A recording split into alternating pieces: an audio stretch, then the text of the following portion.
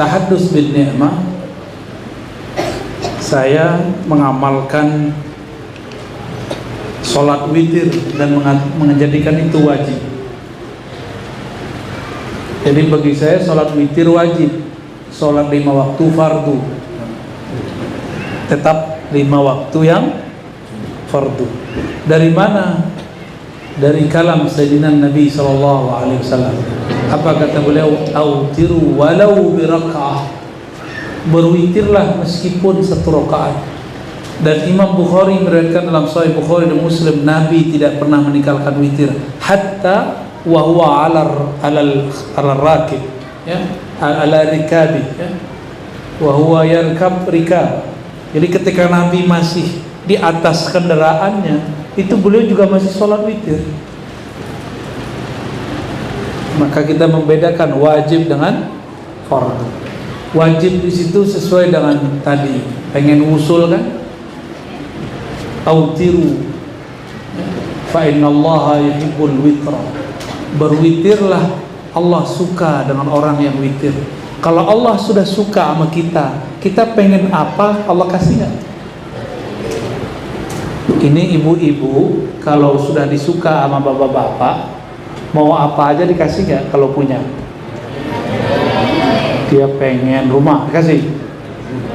Pengen motor, kasih. Kalau ada, kalau nggak ada kasih videonya aja nih. Emang begitu. Kalau sudah senang sama anak, kita sayang. Anak pengen makan apa dikasih, kalau punya dikasih.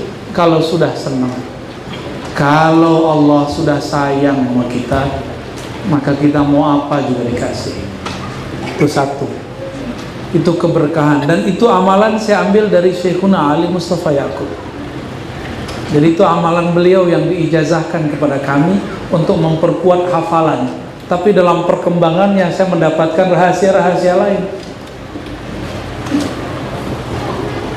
Ini juga rahasia bagi para muallim, duat, khutbah dan hafiz. Jika ingin menjadi da'i ilallah, maka harus punya waktu berkhalwat, bersepi-sepi, bersunyi-sunyi hanya dengan Allah. Nanti ketika dia bertemu masyarakat banyak, umat yang banyak, dia biasa aja udah. Karena dia sudah biasa dengan yang maha besar. Selain Allah terasa kecil. Mau dipuji 1000 orang, mau dibenci 100 orang, sama aja. Karena bagi dia hasbunallah wa ni'mal wakil, cukup Allah saja. Cukup Allah. Ini kalau orang sudah biasa berkhalwat, dia khalwat dari dunia, dia tinggalkan kesibukan dunianya. Tidur itu duniawi. Kita kalau tidur 8 jam sehari, sebulan jadi berapa? 8 kali 30 kali 12, umur sudah 30-40 tahun. Berarti udah berapa lama kita tidur dan hasilnya nggak jelas. Makanya Allah kemudian memulai risalah, kualitas kenabian Nabi Muhammad itu diperkuat dengan kualitas risalah. Caranya, wahai muzammil, wahai orang yang berselimut, qumil laila, bangunlah malam hari, meskipun qalila, meskipun sedikit. Kata laila inilah yang menginspirasi Imam Abdurrahman Al-Jami. Muncullah kalimat laila majnun. Itu dari sana, dari surat ini. Laila majnun. Wah, itu panjang ceritanya, kita nggak usah cerita Laila Majnun dulu. Lalu anak-anak itu nggak boleh diancam. Kalau bagi laki-laki, anak-anak itu dikasih reward. Anak soleh bangun, gitu. Jadi cara bangunannya ada anak itu senang dipuji, anak ganteng bangun. Kalau si abang senang dipanggil anak soleh, kalau si adek senang dipanggil anak ganteng. Husain ganteng gitu. Dan jangan coba-coba bilang dia jelek, itu gelas saja terbang itu. Ini kejadian waktu kita nginep di Surabaya kemarin di hotel. Abangnya bilang, kamu jelek. Ngomongnya 7 kali. Gelas di depan dia, pung, terbang. Beda gaya. Jadi kalau bangunin yang anak ini mungkin dengan memuji dia, anak soleh, anak baik, anak keren. Apalagi si anak suka kartun yang baik, itu tinggal dibilangin, sebutin kartunnya yang lucu-lucu itu. Hei sahabat Doraemon, gitu boleh.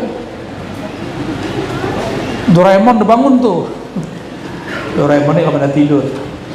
Apalagi kalau dapatnya kartun-kartun indah, Muhammad Al-Fatih, Salahuddin Al-Ayyubi. Apalagi sebelum tidur si anak minta cerita. Nah, ini untuk bapak-bapak, ibu-ibu, harus jadi orang pinter bercerita untuk anak-anak. Jangan main handphone mulu, anaknya minta cerita.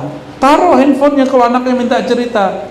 Anaknya nanya ngobrol, apalagi anaknya bilang, cerita dong Bi, cerita dong ya, cerita dong Bu. Cerita kita, mau cerita apa deh?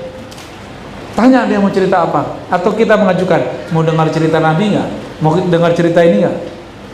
Anak-anak yang dulu waktu kecilnya diceritakan dongeng atau kisah oleh ayahnya, nanti saat besar bisa duduk di tempat kursi seperti ini. Saya maksudnya, saya ini produk cerita kancil, Torikot Kancilia. Jadi ayah saya kalau saya mau tidur saya panggil, Pak, cerita kancil dong. Cerita bapak saya tentang kancil. Cerita bener kancil. Jadi yang masuk ke dalam pikiran saya itu tentang kancil mencari bulan. Nggak ketemu-ketemu. Besok minta lagi si Pandir dan kancil. Besok si Kabayan. Besok macam-macam. Karena bapak saya bukan ulama, bapak saya cuma Pak Lurah, tapi senang beragama.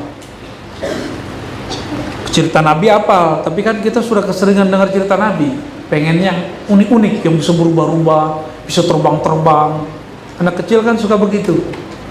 Kalau perempuan mungkin lain lagi. Jadi Bapak Ibu, kalau anak minta cerita, itu kesempatan membentuk anak. Sampai sekarang Bapak Ibu senang cerita nggak? Kalau khutbah nggak ada ceritanya, hambar nggak? Kalau ada berita nggak ada kisahnya, gimana? Nggak seru. Sampai sekarang Bapak Ibu kalau ada maulid Nabi, terus tidak ada ustadz yang bercerita, asik nggak? Yang asik itu maulid kalau ada ceritanya, karena Quran itu berisi cerita. Seperempat ayat Quran itu cerita semua. Cerita masa lalu, cerita masa depan, cerita kekinian, cerita tentang bumi. Wasyamsi wa duhaha, bagi saya itu cerita. Allah bercerita tentang matahari dan duhanya. Baik. Jadi gimana caranya bangunin anak dengan panggilan yang dia suka? Gak mesti dia sholat, cukup dia bangun aja. Kita bangun, anak-anak bangun, nanti dia bangun sendiri. Itu enaknya kalau di pesantren. Dulu kan masih di pesantren ya. Kalau sekarang kan saya sering keluar. Kadang-kadang kalau kita nggak di rumah ya nggak tahu apakah anak masih bangun atau tidak. Jadi beruntung hidup pesantren, hidup mewah. Dibangunin nggak jam 3? Adik-adik bangun, terus tidur lagi. Sholat tahajud nggak malam tadi? Enggak.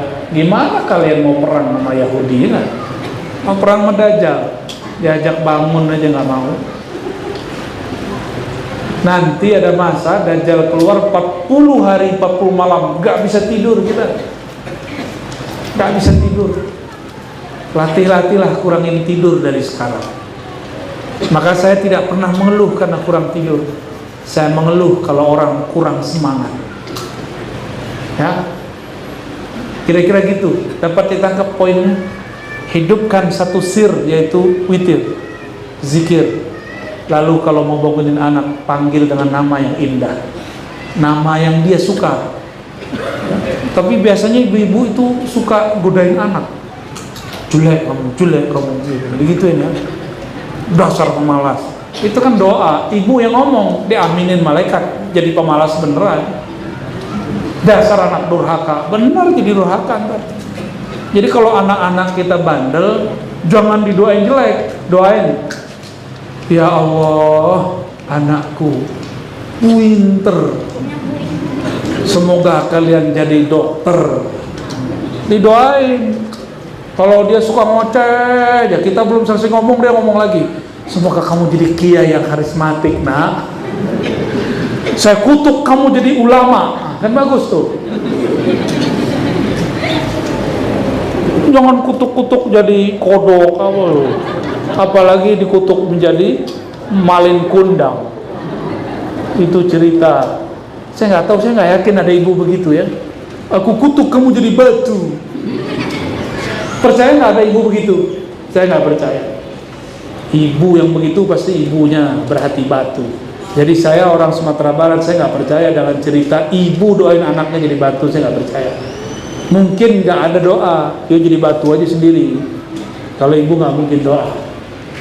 Wallahu a'lam bis shawab.